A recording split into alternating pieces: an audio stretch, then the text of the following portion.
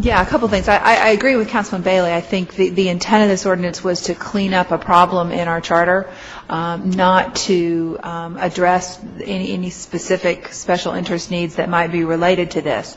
The charter, what the charter said and what our law was as trumped by state law were two different things. And as I said the last time, I think it's important that any citizen who accesses our charter knows what the rules are. And so that's the intent, and I don't think there's any need to do that in a hurry on a particular time frame.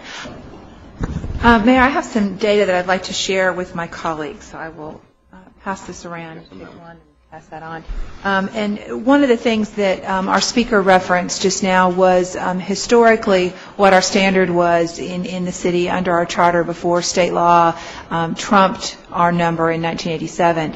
And if you look back at these election totals, what they show, this is data from the Election Commission, and they show the number of votes cast in the mayoral elections. And as you all know, the previous standard and what our charter says now is 30%.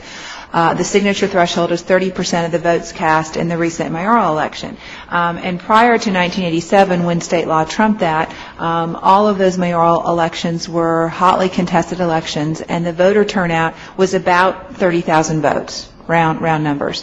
And so if you take 30% of 30,000, again, round numbers, about a third, you're at about 10,000 votes. That's only 10% of the registered voters in the city of Knoxville. Last week, the compromise that I offered, or 2 weeks ago, the compromise that I initially offered was 10% of the registered voters. And when I brought this item to the council for consideration, I started with the 15% simply because that's where we were. That although it's not what it said in the charter, state law in 1987 trumped our charter, and that's where we were. So I felt like that was the place to begin.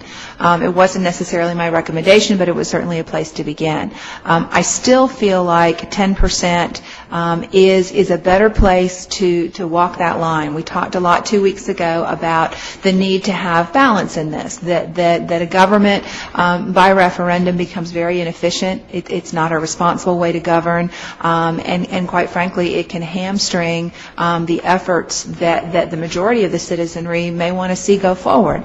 On the other hand, we also talked about the necessity of having a method by which citizens can redress their government. So it's that balance that we struggled with 2 weeks ago. And if there's concern that for 40 years we had a threshold that was successful, then I would argue that 30% of 30,000 votes, which historically has been about the voter turnout, and again in 2003, when we had a mayoral election, about 30,000 votes were cast. I think it was a little bit more than 30,000, and a third of that, 30% of that, would be 10,000 votes. So I'm not comfortable with the 7%. I think it errs too far on one side of this balancing act that we're trying to achieve, and I would like to make a motion to amend to 10% of the registered voters in the city of Knoxville. Second. Thank you, Mayor. One of the reasons why I think 10% is a reasonable threshold is it does eliminate confusion in a community where we have two governments. And as you all will remember, in August, the county charter was amended and the threshold was lowered from 15% of the registered voters to 10%. Now, granted, it's 10% of a much larger number in the county, but I think there's some parity there that lessens confusion for our citizens. In response to some of my colleagues' comments about citizens having a voice and government being responsible, I think that is the role of elected officials, is to be responsive to the folks that elected them and brought them to this seat, and to give citizens a voice through the deliberations that take place in these chambers. That doesn't mean, again, that there doesn't need to be a safety valve of some kind.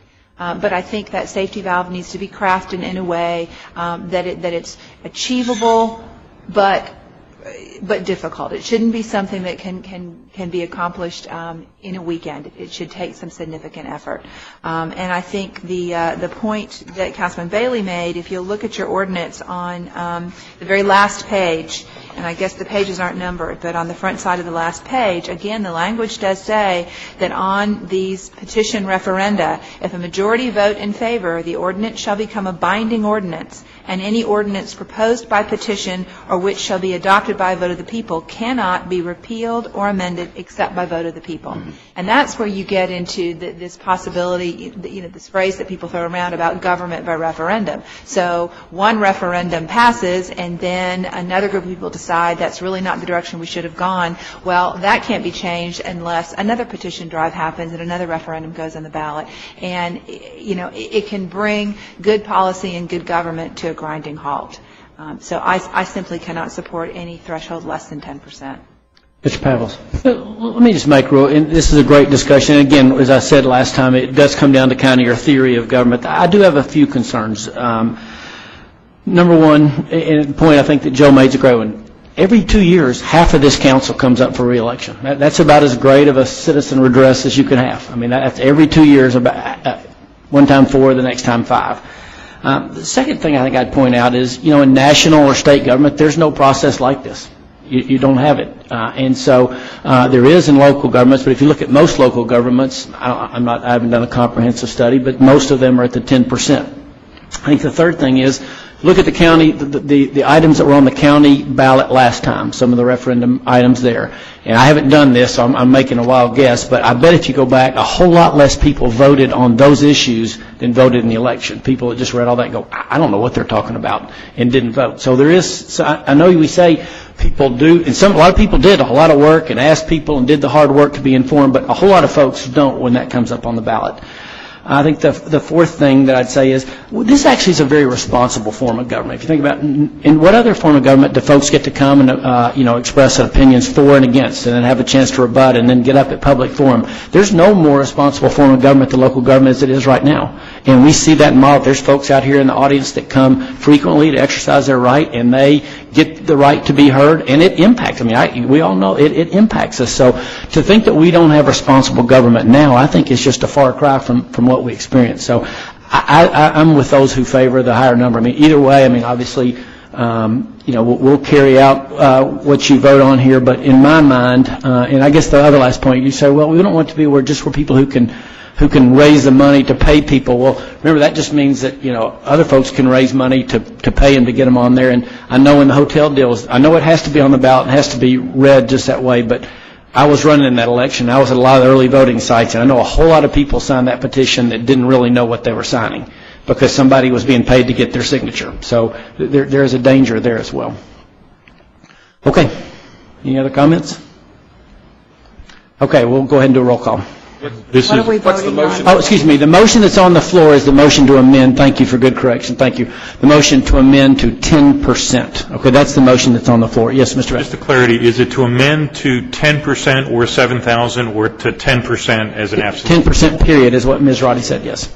Thanks. Good question. Okay. Councilman Delavolpe? No. Councilman Grieve? No. Councilman Palmer? No. Councilman Pavlis? No. Councilman Roddy? Aye. Councilman Woodhull? Aye. Councilman Bailey? Aye. Vice Mayor Becker? No. Okay, the motion fails 5-3. Now we're back to the motion as originally proposed. Okay, any other discussion? Okay, ready to vote again? Excuse me, Mr. Bailey. Well, I'd like to make a substitute motion, and I'd like to move it to 8% of registered voters. Okay, there's a motion to move it to 8%. Second. And a second on that. Okay, further discussion then. Mr. Bailey, is that the same lighter? Okay. All right, the motion to amend is 8%. And we'll go ahead and do a roll call again. Councilman Grieve? No. Councilman Palmer? No. Councilman Pavlis? No. Councilman Roddy? Aye. Councilman Woodhull? Aye. Councilman Bailey? Aye. Vice Mayor Becker? No. Councilman Delavolpe? No. Okay, that motion fails 5-3. Move the original question. Okay, I'm not seeing any lights. I'm just going to go ahead and do the roll call on the original question. Okay? Councilman Palmer? Aye.